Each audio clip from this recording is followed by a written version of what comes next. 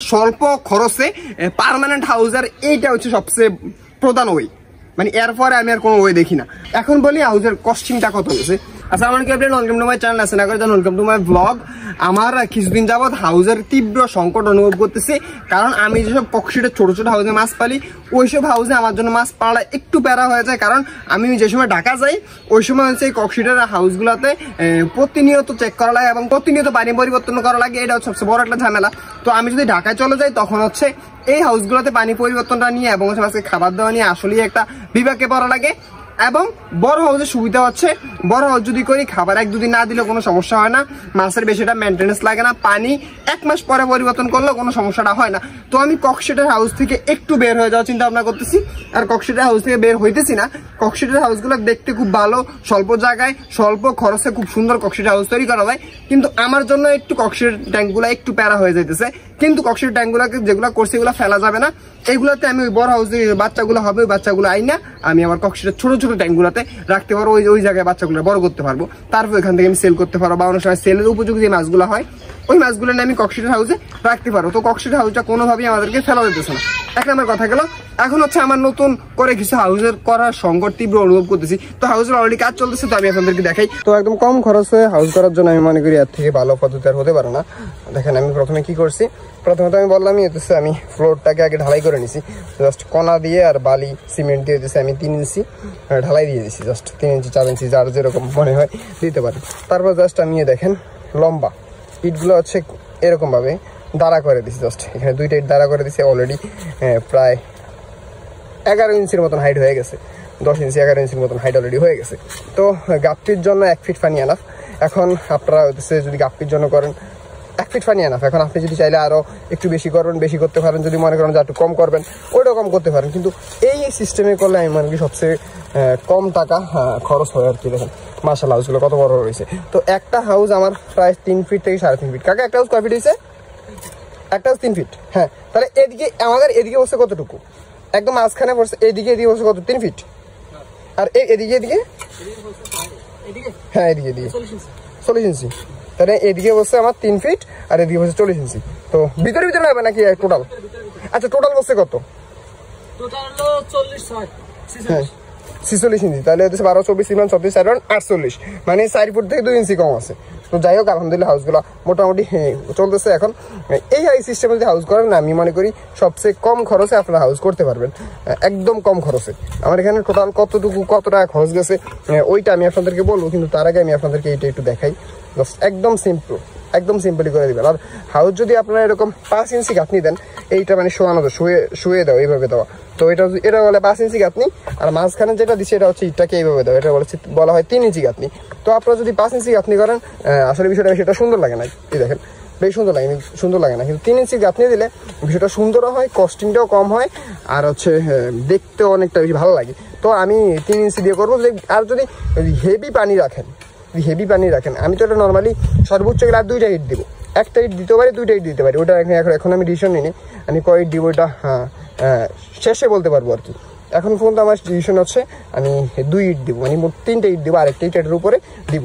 আর যদি আপনারা এরকম বড় করে হাউস করেন তাহলে অবশ্যই আপনার এরকম 5 ইঞ্চি পাশে গাঁথনি দিবেন। মাঝখানে যদি পার্টিশন করেন মাঝখানে 3 ইঞ্চি গাঁথনি দিতে পারেন, এটা কোনো সমস্যা নেই। কিন্তু যদি 5 ইঞ্চি গাঁথনি দিয়ে যদি 3 ইঞ্চি গাঁথনি দিয়ে এরকম বড় হাউস করেন তাহলে যে কোনো মুহূর্তে একটা ঝুঁকির সম্ভাবনা থাকে।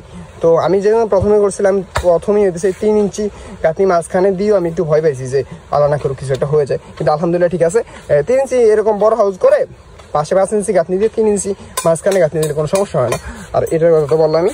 তো প্রথমে আপনারা জাস্ট নিচে ফ্লোরটা করে ফেলবেন, আগে ফ্লোরটা করে তারপরে হচ্ছে যদি এরকম ইট বসা দেন তাহলে হচ্ছে আপনার কস্টিংটা কমবে এবং হচ্ছে কষ্টটাও কমবে।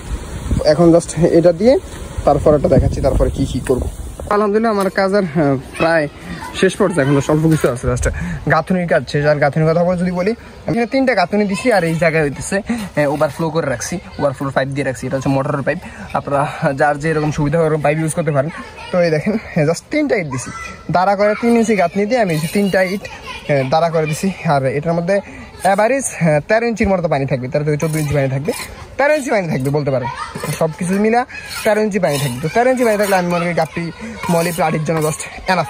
তো এই দেখেন মাশাআল্লাহ সবগুলো শেষ, এদিকে মোটামুটি শেষ। তো এই দিকে আবার অবস্থা, আর এই দিকে আলহামদুলিল্লাহ মোটামুটি ভালো আছে। কিন্তু আরেকটা জিনিস যদি একটু দেখাই, এই যে দেখেন আমার একটা হাউসের পানি আমি নতুন করে দিয়ে রাখছি রাস্তাতে মাছ ছাড়ার জন্য, কিন্তু ওরা কি অবস্থা করে আমি দেখেন, ওরা কি অবস্থা করে দেখেন, আস্তে আস্তে আস্তে আস্তে আস্তে। ওদের আনন্দ দেখলে সত্যি আমি হারায় যাই, ওদের আনন্দ দেখলে সত্যি আমি হারায় যাই। দেখেন দেখেন দেখেন, ওরা হইতেছে আমার ছোট ভাই, সবগুলো আমার ছোট ভাই। ওরা আমার যে ফার্মে সাহায্য করে না বলার মতো না। তো আমিও বড় ভাই হিসেবে যতটুকু পারি ওদের আনন্দ দেওয়ার ব্যবস্থা করি। তো এই আজকে বাড়িটা ফিল করছিলাম, ভাবছিলাম হাউস দিয়ে মাছ দিব, কিন্তু মাছ দেওয়ার আগেই ওরা হইতেছে পুরা ইয়া করে লাগছে। তোরা খুশি, তোরা খুশি খুশি খুশি আলহামদুলিল্লাহ। আমার গাঁথনির কাজ শেষ, ইটের যে গাঁথনি আছে গাঁথনি দেওয়া শেষ। কিন্তু এখন আরেকটা কাজ আছে, এই গাঁথনি দেওয়ার সাথে সাথে যখন গাঁথনি দেওয়া শেষ হবে তখনই আপনারা হইতেছে এরকম ঝাড়ু দিয়ে দিবেন। এই যে এরকম প্রতিটা ওয়ালে ঝাড়ু দিয়ে দিবেন।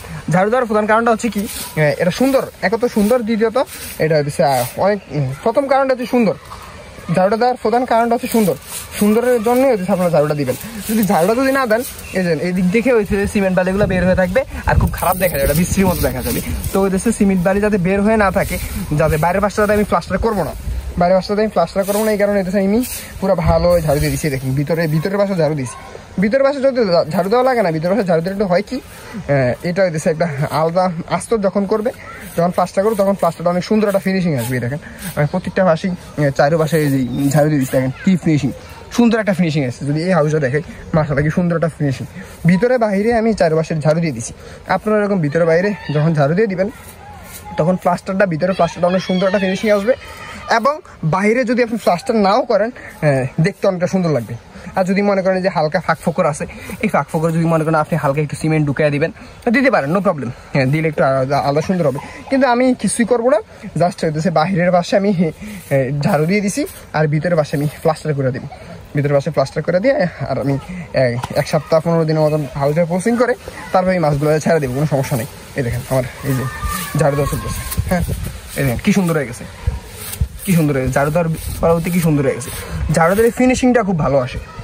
সহজ কথা হচ্ছে ঝাড়ুটা যদি ভিতরের পাশে দেন, যদিও ভিতরের পাশে না দিলে কোনো সমস্যা নেই, কিন্তু ভিতরের পাশে দিলে ফিনিশিংটা খুব ভালো আসে। আর বাইরের পাশে আপনারা যারা হাউস করবেন অবশ্যই হচ্ছে ঝাড়ু দিবেন, অবশ্যই ঝাড়ু দিবেন। ঝাড়ু আপনি এরকম ঝাড়ু ইউজ করতে পারেন বা ফুল ঝাড়ু ইউজ করতে পারেন, যেটা ইউজ করেন, কিন্তু অবশ্যই আপনারা ঝাড়ু দিয়ে দিবেন, তখন দেখবেন যে অ্যাস্থেটিক একটা লুক আসবে আর কি। আলহামদুলিল্লাহ আমার হাউসের প্লাস্টারের কাজটা চলতেছে, এই দেখেন এবার সে প্লাস্টারের কাজটা চলতেছে, এখনো এদিকে প্লাস্টারের কাজ হয়নি, এবার আমার প্লাস্টারের কাজটা চলতেছে। তো এই যে প্লাস্টারের কাজটা চলতেছে। আর নিচনে যদি কথা বলি, নিচনে আগে আমার নিচনে তো ঢালাই দেওয়া ছিল, 4 ইঞ্চির মতো আমি একটা ঢালাই দিয়েছি, নিচনে কর্নার একটা ঢালাই দেওয়া আছে। এখন আমি জাস্ট উপর দিয়ে 1/2 ইঞ্চির একটা লেয়ার সিমেন্ট এবং বালির একটা লেয়ার দিব, 1/2 ইঞ্চি, বেশি না, জাস্ট 1/2 ইঞ্চির একটা আমি লেয়ার এটার উপরে দেবো। আর আরেকটা কথা যদি বলি, আমি এই যে উপরে যে বিটটা আছে, এই উপরের বিটের উপরে আমি হচ্ছে একদম মসৃণ সমান করবো না, যেটা সিমেন্ট দিয়ে যেটা করে মসৃণ সমান করে, এটা আমি করবো না। কেন করবো না আমি যদি বলি, আমি যদি আমার এই হাউসগুলো দেখাই, এই হাউসগুলোর উপরে দেখেন একদম সমান। তো সমান থাকার কারণে দেখেন প্রতিটা হাউসের উপরই সমান। তো সমান থাকার কারণে যখন আমি এই হাউসের উপর দিয়ে হাঁটতে যাই, পাটা স্লিপ করে, সো স্লিপ করে যে আমি অনেক বেরিয়ে পড়ে যেতে চাইছি এবং একবার পড়েও গেছি, পরে গিয়ে আমার কোমর অনেক ব্যথা পাইছি। তো হইতেছে এইটা হইতেছে আমি এই ভুলটা করবো না, এই উপর দিয়ে আর এই নেট ফিনিশিংটা দিব না, মানে সিমেন্টের যে আলাদা একটা উপরে আস্তরণ দেওয়া হয়, এটা বলা হয় ঘোলা দিয়ে যে একটা ডলা দেওয়া হয়, ওই ডলাটা আমি আর দেবো না। না দিলেই হইতেছে এটার উপরটা মানে হচ্ছে কি খসখসা থাকবে, তখনই হইতেছে আমার আর ফাটা স্লিপ করবে না। আর এই দেখেন এখানে আমি 1/2 ইঞ্চির মতন ঢালাই দিয়ে দিচ্ছি, জাস্ট 1/2 ইঞ্চির মতন আমি ঢালাই দিয়ে দিব। আর আরেকটা কথা যদি বলি, যে এই পাশটাতে আমি ঢালাই দেওয়ার আগে আর আমি এই যে আরেকবার ঝাড়ু দিয়ে নিব, এই দেখেন আরেকবার আমি পুরো হাউসটা ঝাড়ু দিয়ে নেব, তখন ফিনিশিংটা ভালো আসবে। জাস্ট ফিনিশিংটা ভালোর জন্যই হইতেছে আমি করতেছি এরকম পুরা পাশটা উপরে তারপরে হচ্ছে এই যে পাশে সবগুলা ইয়াতেই ভালো করে ঝাড়ু দিয়ে দিবেন, তখন দেখবেন যে ফিনিশিংটা ভালো আসবে। আমাদের হাউসের কাজ প্রায় কমপ্লিট, এখন জাস্ট পানি ফিল আপ চলতেছে। একটু যদি আপনাদেরকে দেখা হাউসটা কেমন হয়েছে, এই হইতেছে আমার হাউস, এই দেখেন শুধু দেখেন, উপর থেকে দেখেন এই হইতেছে আমার হাউস, এই যে দেখেন এই হইতেছে আমার হাউস, পুরাটা হইতেছে আমার হাউস। এখানে আমার 4টা হাউস করছি, চারটা হাউস অলমোস্ট, একটা হাউস 4 ফিটের মতন করে আছে, একটা হাউস 4 ফিট বাই 3 ফিটের মতন করে আছে। যদি এখন ফিতাটা নাই, ফিতা থাকলে মাইপে আমি আপনাদের দেখাতে পারতাম, কিন্তু অন্য ভিডিওতে ইনশাল্লাহ আমি এগুলো এক্স্যাক্টলি কতটুকু আছে আমি বলে দিব। কিন্তু আমার হাউসটা অ্যারাউন্ড 3.5 ফিট কি 4 ফিট আছে, যদিও এই কোনো কর্নার হাউসটা আছে একটু ছোট আর ওই কর্নার হাউসটা একটু বড়। তো আলহামদুলিল্লাহ মোটামুটি দেখতে সুন্দর লাগতেছে। আর এই হাউসগুলো করলে কিভাবে করছি অলরেডি আপনাদেরকে দেখাই দিচ্ছি পুরাটা। এখন বলি হাউসের কস্টিংটা কত গেছে। এই হাউস কত অলমোস্ট আমার 4টা হাউসে 4000 টাকার মতন গেছে। আমি কিভাবে গেছে আমি যদি বলি, ইট লাগছে আমার 150 ইট, সিমেন্ট লাগছে 2 ব্যাগ, যদি সিমেন্ট 2.5 ব্যাগ সিমেন্ট লাগছে, যদি সিমেন্টের পরিমাণটা আমি একটু কম দিছি, আপনারা চাইলে আর একটু বেশি দিতে পারেন। সিমেন্টের পরিমাণ লাগছে 2.5 ব্যাগ। তারপরে হচ্ছে কর্না লাগছে প্রায় 8 ফুট, তারপরে বালি লাগছে প্রায় 15 ফুট। তারপরে তো আর মেস্ত্রি কস্ট যেটা আছে ওইটা হচ্ছে মেস্ত্রি কস্ট আমার দেওয়া লাগে না, কারণ আমি এবং আছে আমার কাকা মিলে হইতেছে, আমার আত্মীয় স্বজন, ওনারা মিলিয়ে আমরা দুজনে মিলে হাউসটা করে বলতে পারছি। তো বেশি একটা প্যারার বিষয় না, আপনারা চাইলে নিজের হাউসগুলো করতে পারি। তো মিস্ত্রি কস্টটা বা মিস্ত্রি কস্টটা আলাদা আপনারা অ্যাড করবেন, যদি আপনারা না করতে পারেন তাহলে মিস্ত্রি কস্টটা আলাদা অ্যাড হবে। আমি কি লাগছে আর একটু বলি, কর্না লাগছে 8 ফিট, বালি লাগছে 15 ফিট, সিমেন্ট লাগছে 2.5 বস্তা এবং ইট লাগছে প্রায় 150 ইটের মতন। তো এই 150 ইট দিয়ে আলহামদুলিল্লাহ আমার 3টা হাউসের কাজ অলরেডি কমপ্লিট। আমার 3টা হাউসের 4টা হাউসের কাজ আলহামদুলিল্লাহ কমপ্লিট। আর আমি যদি আমার মিস্ত্রিকে একটু দেখাই, অলরেডি আমার মিস্ত্রি চলে আসছে, এ দিছে আমার মিস্ত্রি, ওনার মাধ্যমে কাকা আসো আমার কাকার মাধ্যমে আমি আর আমার কাকাই মিললা হাউসটা করে, আরে আমার ভিডিও দেও, আমি আর আমার কাকাই মিলে হাউস করে ফেলাইছি। তো কাকা দাও হাউসের কি অবস্থা দেখছো। আর হাউসের কথা কাকা আঙ্গ এই যে বৃষ্টি আসছিল মতো নেই, এটি দেখো বৃষ্টি আসছিল মধ্যে আমরা হচ্ছে ঘুরতে গিয়া এই যে ফার্স্টটা একটু ড্যামেজ হয়ে গেছে, এখান থেকে আলাদা একটু ইয়া দেওয়া লাগবে, ঠিক করে দাও, একটু ড্যামেজ হয়ে গেছে। তো এই অবস্থা এখন পানি ফিল আপ চলতেছে ইনশাল্লাহ। এখন থেকে হাউসটা প্রসেসিং আছে, প্রসেসিং করার পরে মাছ শিখতে পারবো। তো আজকের মতো ভিডিওটি কেমন লাগছে অবশ্যই কমেন্ট করবেন। স্বল্প খরচে পার্মানেন্ট হাউসের এইটা হচ্ছে সবচেয়ে প্রধান ওই, মানে এরপরে আমি আর কোনো ওয়ে দেখি না। আমি প্রথমে হচ্ছে একদম আমি হাউসের বিষয় কিনে আমি সবচেয়ে বেশি ভিডিও করছি, হাউস তৈরির বিষয় নিয়ে। আমি প্রথমে একদম সুপারি গাছ দিয়ে আর পলিথিন দিয়ে হাউস তৈরি করছি, তারপর হচ্ছে ফলের ট্রে দিয়ে হাউস তৈরি করে দেখাইছি, তারপরে হচ্ছে ককশিট দিয়ে এবং সিমেন্ট দিয়ে হাউস তৈরি করে দেখাইছি। এইবার তারপরে হচ্ছে আমি আমার একদম নর্মালি মানুষ যেভাবে হাউস করে ওইভাবে হাউস করে দেখাইছি।